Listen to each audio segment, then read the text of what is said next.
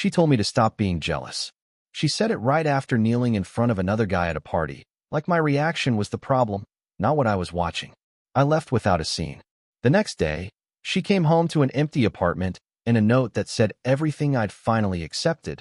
I wasn't jealous anymore. And I wasn't her boyfriend. I was born in Ohio, raised by people who believed in showing up on time and keeping promises even when no one was watching. My father worked maintenance for the city.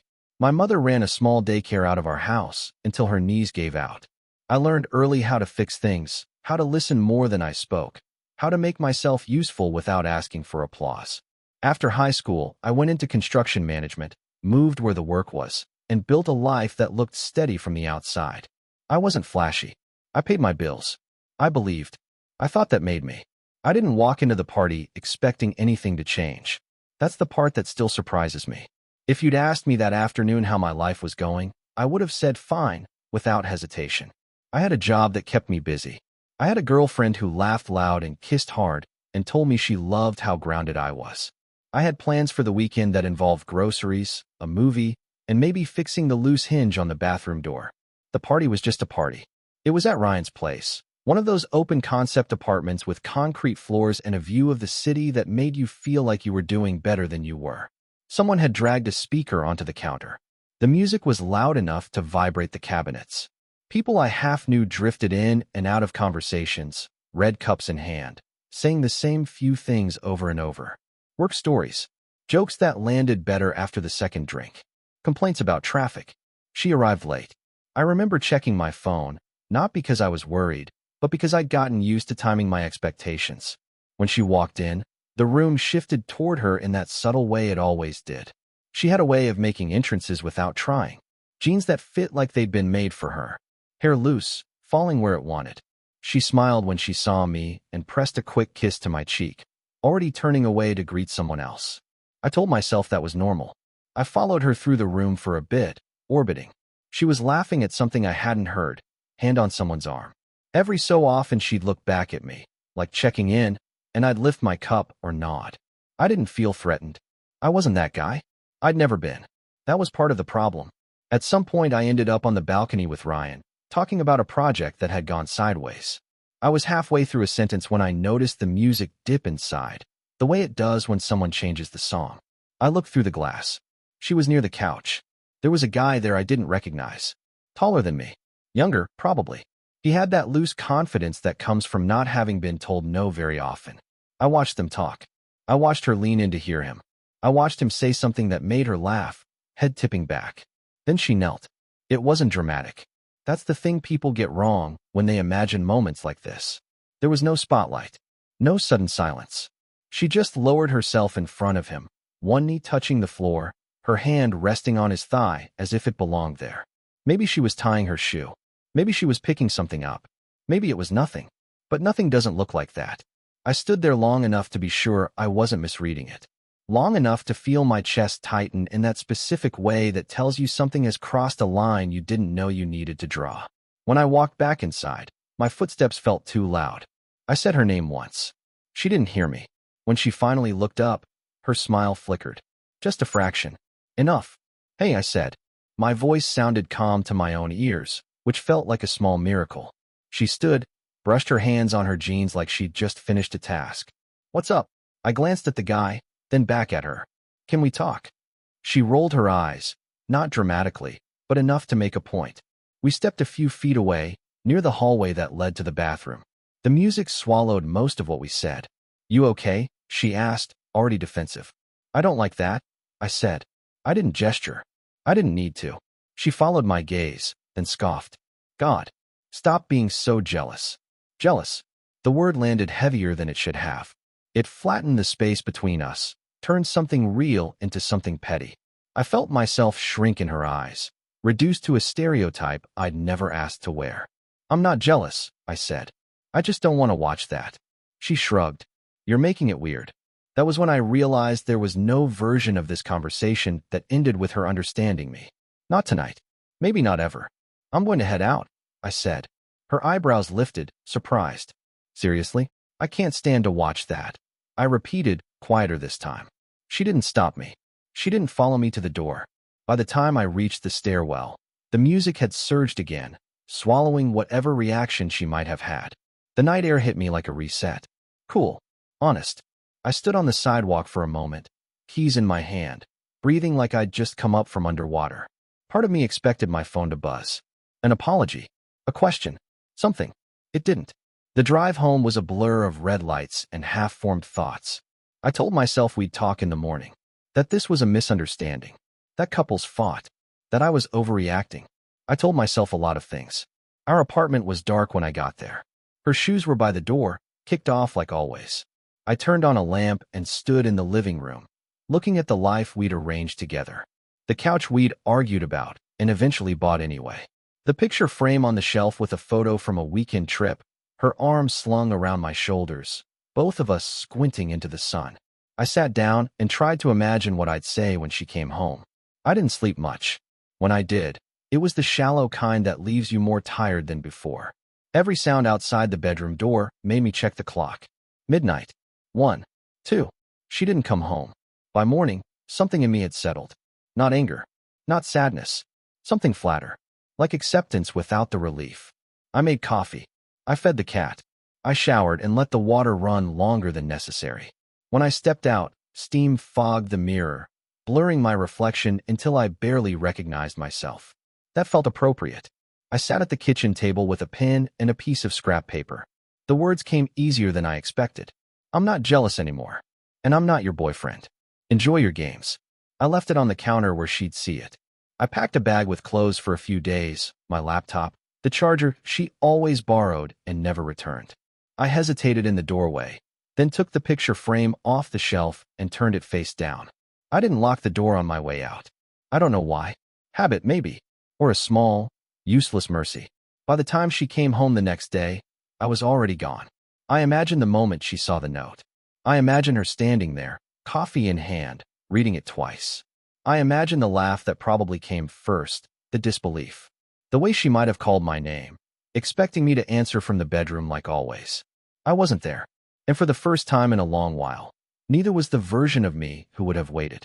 I didn't have a plan when I left. That was the first thing I noticed once the adrenaline wore off. I drove until the city thinned out, then pulled into a gas station more out of habit than need. I stood by the pump longer than necessary, staring at the reflection in the scratched metal, trying to see if I felt different. I didn't. Not yet. I ended up at a motel off the interstate. The kind with doors that open directly to the parking lot and curtains that never quite close all the way. I paid cash, carried my bag inside, sat on the edge of the bed and listened to the hum of the air conditioner like it might tell me what came next. That first night, I expected regret to show up. Loud regret. The kind that makes you grab your phone and start typing apologies you don't mean. Instead, what came was quiet. An empty feeling, but not a bad one. Like a room after someone finally leaves. In the morning, my phone was full. Missed calls. Texts that started sharp and defensive, then softened, then turned angry again when I didn't respond. I read them once. Not closely. Just enough to confirm what I already knew. She wasn't asking where I was because she missed me. She was asking because she'd lost control of the situation. I deleted the messages and put the phone face down. By the third day, I couldn't justify the motel anymore. I called in a favor with an old friend, Mark, someone I'd worked with years earlier.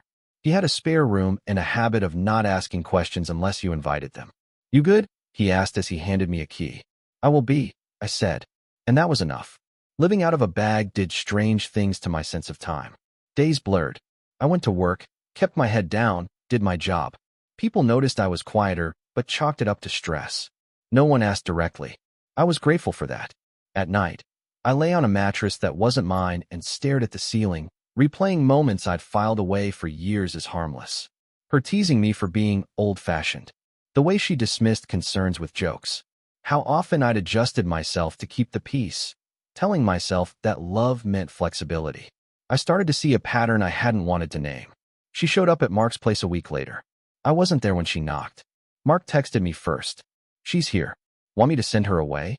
I stood in the parking lot at work, phone in hand, thumb hovering. "No," I typed. "I'll come get my stuff later." That night, my bag was waiting by the door when I got back. Mark didn't say much, just handed me a beer and sat across from me.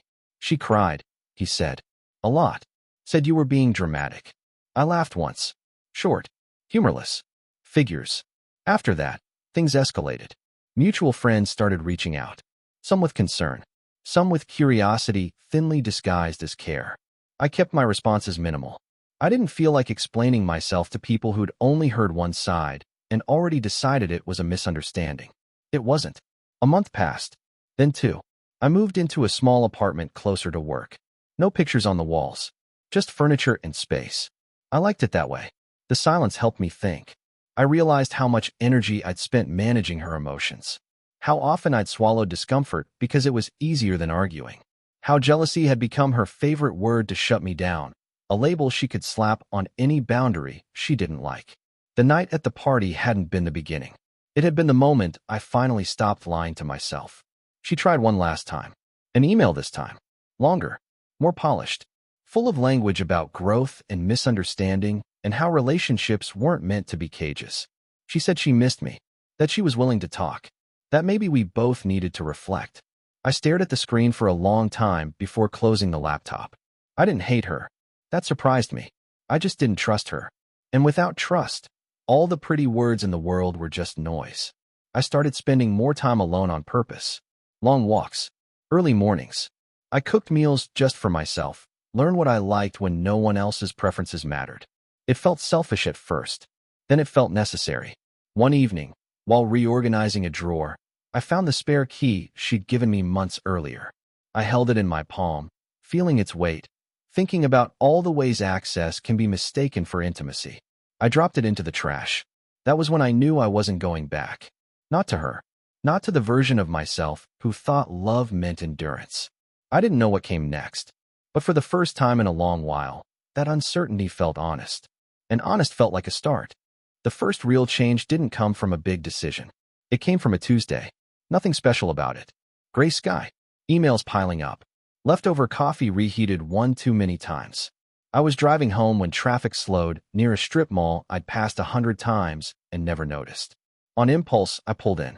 Parked. Sat there with the engine running like I was waiting for permission. I turned the car off and went inside a small diner wedged between a nail salon and a payday loan place. Vinyl booths. A bell on the door.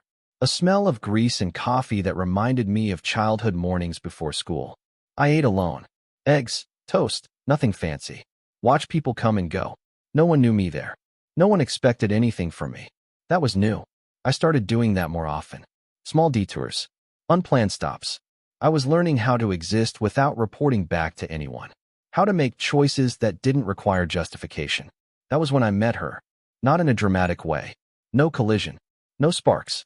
She was sitting 2 booths over, reading a paperback with a cracked spine. Hair pulled back. Sleeves rolled up.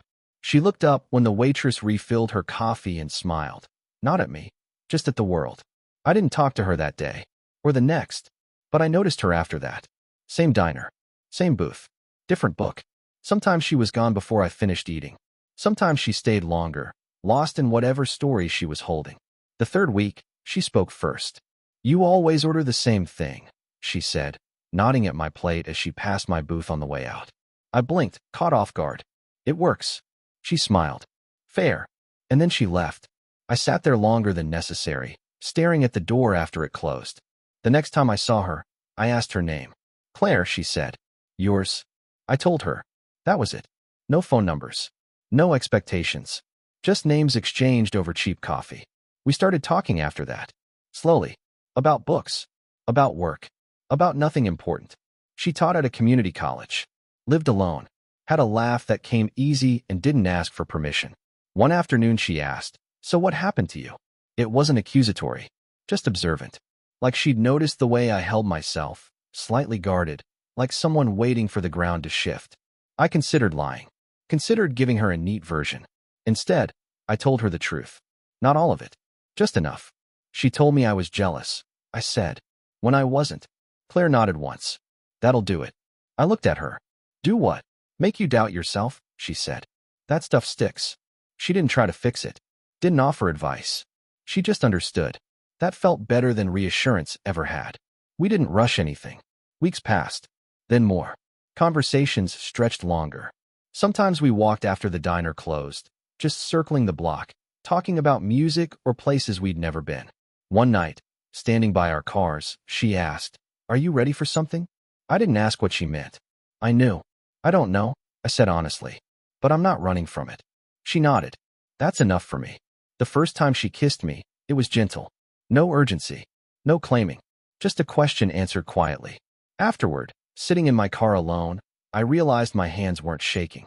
My chest wasn't tight. I wasn't bracing for something to go wrong. That scared me more than anything else. Because it meant I was healing.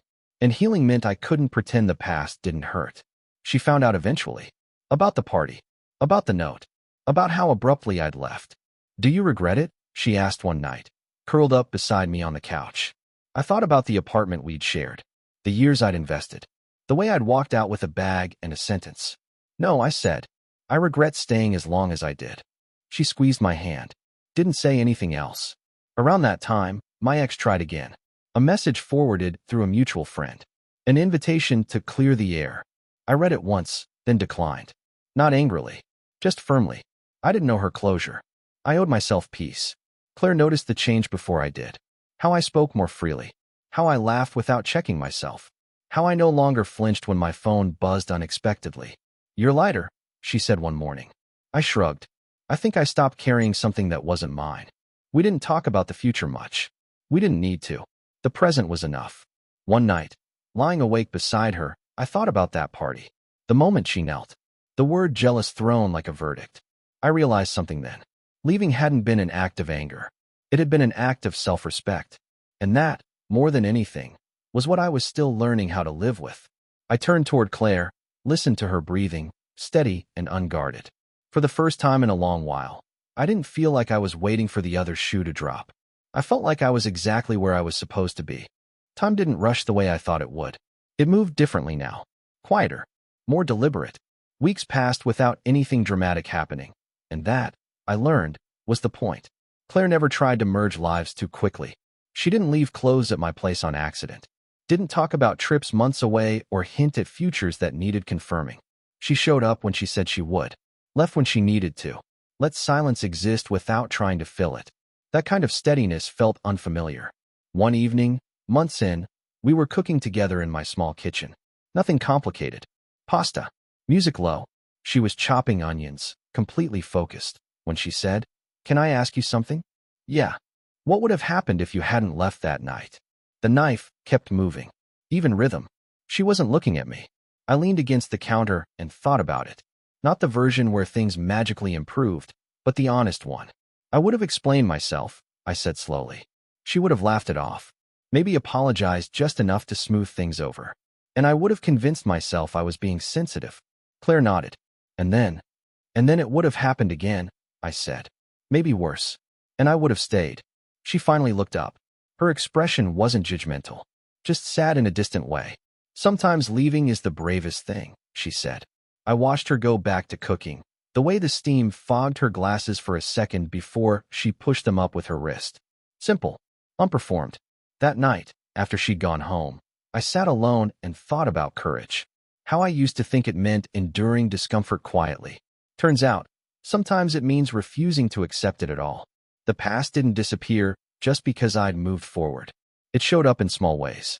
A flinch when Claire teased me too sharply, even when she didn't mean harm. A spike of anxiety when plans changed last minute. I noticed these things now instead of burying them. One afternoon, I ran into my ex unexpectedly. Grocery store. Aisle 5. Cereal boxes between us like neutral territory. She looked thinner. Tired. Still beautiful in the way familiar things often are. "Hey," she said, cautious. "Hey." There was an awkward pause. The kind that fills up with everything unsaid. "I heard you moved," she said. "Yeah." She nodded. "I didn't think you'd actually leave." The honesty of that caught me off guard. "I didn't either," I said. She studied my face like she was trying to figure out who I'd become. "Are you okay?" I thought about lying. About sparing her. Then I thought about all the times I'd spared her before. "I am," I said. "I really am." Something flickered across her face. Regret, maybe. Or just the discomfort of realizing someone didn't break the way you expected them to. "Well," she said, forcing a smile, "I'm glad." We said goodbye without drama. I walked away feeling oddly calm. No triumph. No bitterness. just closure I hadn't needed from her. When I told Claire about it later, she listened quietly. How did it feel, she asked. Like running into a chapter I'd already finished, I said. She smiled. That's a good place to be. The seasons shifted. Leaves changed.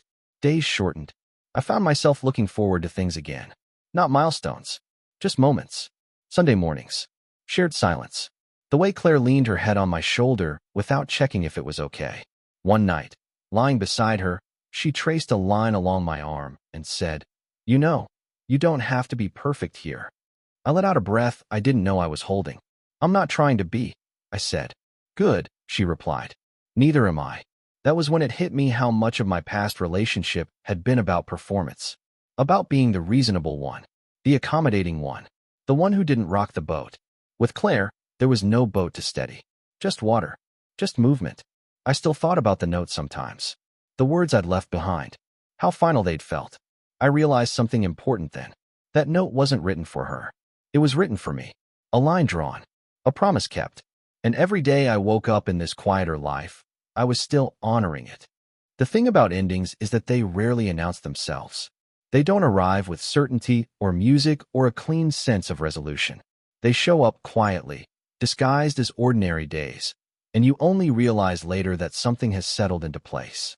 It happened for me on a Sunday morning. Claire was still asleep, turned slightly toward my side of the bed, one hand resting near my chest like it had found its way there without instruction. Light came in through the blinds, soft and uneven. Outside, a car passed. Somewhere nearby, someone walked a dog. Nothing remarkable. I lay there awake, listening to her breathe, and thought about how different this felt from the mornings I used to have. The ones where I woke already preparing myself, measuring my tone, anticipating moods, bracing for the possibility that I'd done something wrong without knowing what it was. This morning, there was none of that. Just presence. I slipped out of bed carefully and made coffee. The apartment smelled like it always did now. Clean, lived-in calm. I stood by the counter, mug warming my hands, and let my mind wander backward. The party felt distant. The music, the crowd, the way she'd looked at me when I spoke up, like I was inconveniencing her by having feelings at all. The word jealous still echoed sometimes, but it no longer carried the same weight. It had lost its power once I understood why it had hurt so much. It wasn't because it accused me of wanting too much. It was because it told me I wasn't allowed to want anything at all. Claire came up behind me and wrapped her arms around my waist, pressing her forehead lightly between my shoulders. "You're up early," she said, voice still thick with sleep. Couldn't help it. She rested there for a moment, then let go and reached for a mug. "You okay?" I nodded. "Yeah, just thinking." She didn't push. She never did. That was one of the ways I knew this was different. Silence wasn't a threat here. It was just space. Later that day, we walked through the neighborhood, hands brushing occasionally, not always holding. Leaves crunched underfoot. Someone raked their yard. A kid rode past on a bike, wobbling slightly, learning balance the hard way. I thought about balance a lot now. About how easily it could tip when one person did all the adjusting. I used to think leaving meant I failed, I said suddenly. Claire looked over. Leaving what? Her. Us. I thought it meant I gave up. And now I think staying would have been the failure, I said. Staying and teaching myself that I didn't matter. She squeezed my hand once, firm and present. "I'm glad you left." I didn't answer right away. I was too. But the gratitude wasn't loud. It didn't need to be. Weeks later, I found the note. I'd kept a copy without realizing it, folded into the back of an old notebook. The paper was creased, the ink slightly faded. I read it slowly, like it had been written by someone else. "I'm not jealous anymore. And I'm not your boyfriend. Enjoy your games."